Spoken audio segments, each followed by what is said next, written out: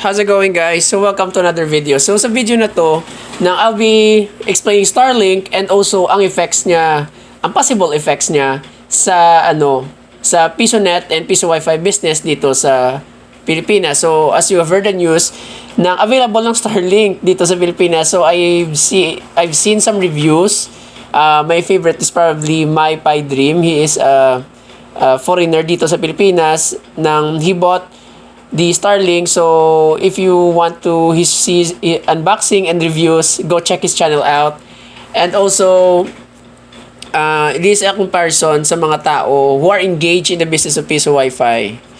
So first, let me explain Starlink sa hindi mo nakaalam. Starlink is owned by owner ng Tesla, si Elon Musk. Ang goal nila is to provide internet sa mga remote areas through low orbit satellite, and then meron silang satellite receiver, and then ang speeds nila is not like parang pareho dito sa PLDT or sa globe that are relying sa cell site na ang speed nyo around 3 Mbps or 10 Mbps. It is 110 or 120 megabits per second, so sobrang bilis talaga. So that is Starlink. So let's discuss the prices. So ang prices nila, nakita ko, I search it. So nakalagay dito, the company made the announcement in a tweet written in Filipino. Those in the Philippines may subscribe for a monthly service fee of 2,700. So one time na hardware fee of 29,320. So I heard this is sa mga Manila area to na rate, because I've also seen another article ng update nito. So I think it was I think it was released by Rappler na ang announcement is that they're selling their package for 30,000 one-time payment, and then monthly na 2,700. Pero itong update, Starlink Philippine prices. So SpaceX offers its equipment at around 33,482 per unit, and then its interconnectivity service is around 5,535. Not a cheap price. So updated price to. So ngayon they're gonna charge around 34,000 pesos for the device. So sa device yan, you have your satellite dish, and then your router, and then if you want to connect a router or network switch, you have to buy another gadget naman. So I think it costs another 3,000 pesos, pero it's really worth it. And ang monthly payment mo is 5,535. So not a cheap price. So meron silang mga ng different kits. Starlink Enterprise Kit, which costs around 200,000 pesos, and Starlink Maritime Kit for those who are always on the sea, it costs mga 730,000 pesos. I've watched mga reviews nito, and it's really nice kasi you have a dish, and then meron silang application sa cellphone na which can help you pick up the best na signal ng satellite. So you need an open space. So it doesn't matter kung nasaan ka sa Pilipinas, you always have a good signal. Ang speed mo at least 110 or 120 megabits per second, and then medyo lang ang ping niya is around 100 ms lang. So why did I make this video?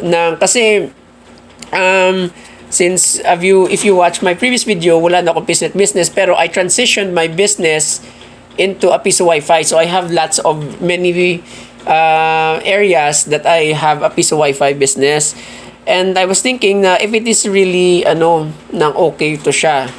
So I also come across this channel, si Yamwas TV. So if you're in the Pisowifi business, he's really well known. He provides internet sa mga remote areas. I think I watched one of his videos where he installed ng internet sa Shaton. So Shaton is very south ng Negros. As in wala dyan talaga mahina talaga ang signal dyan. But he provided internet using only parabolic antennas or mga galaxy dyan antenna. So he's really good at that field. So here comes Starlink naman. So ang experience ko lang is that last 2019, I went to a very remote island dito sa Pilipinas, sa Cuyo Island. So, when I arrived there, so I turned on my data, wala talaga. Edge lang ang speed.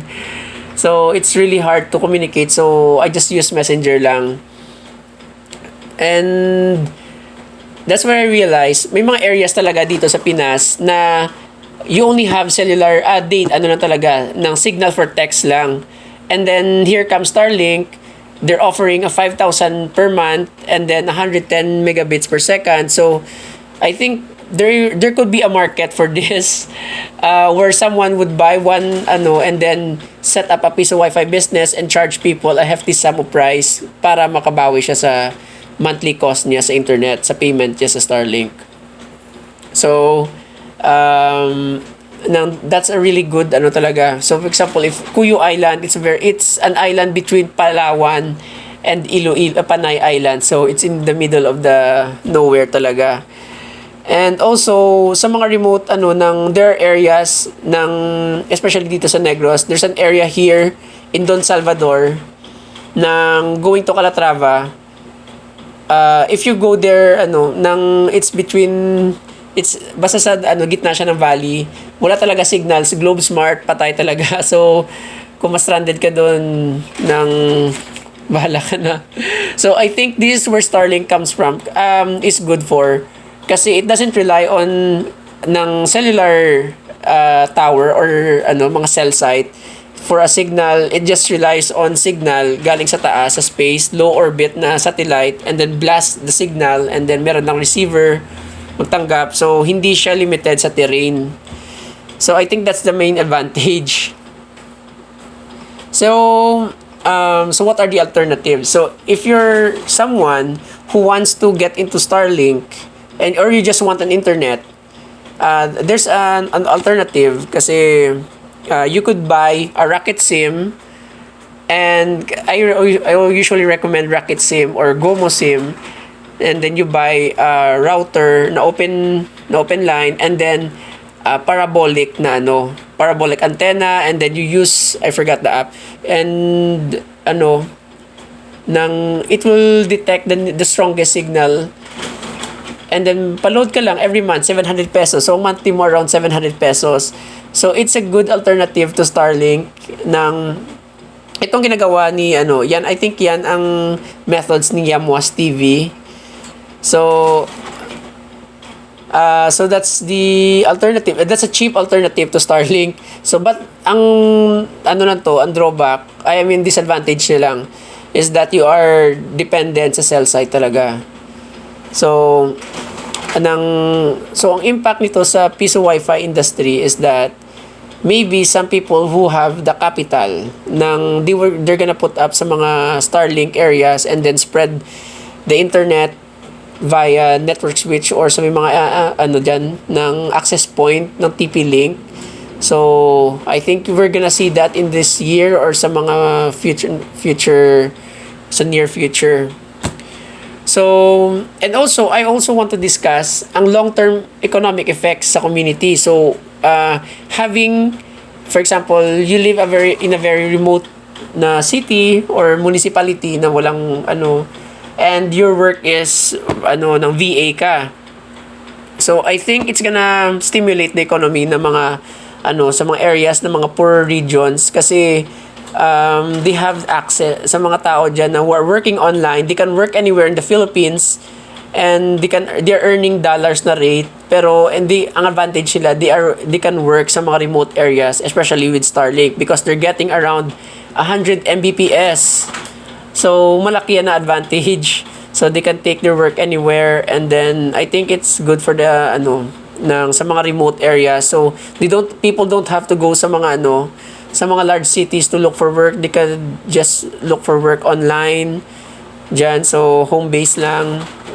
So, yeah, I think it's really good. So, in conclusion ko na lang, guys. So, I think right now, it's very expensive. Pero I think in the coming months or coming years, it's gonna be a lot cheaper. So, I think I heard nabasa ko, the government is going to subsidize it para to make the cost a lot less. So, I think that's my thoughts on Starlink, guys. Kung anong alternatives niya and anong impact niya sa Pisowifi industry and also long-term economic effects sa community. So, guys, that's it for today. Thank you for watching and I'll see you on the next video. Peace!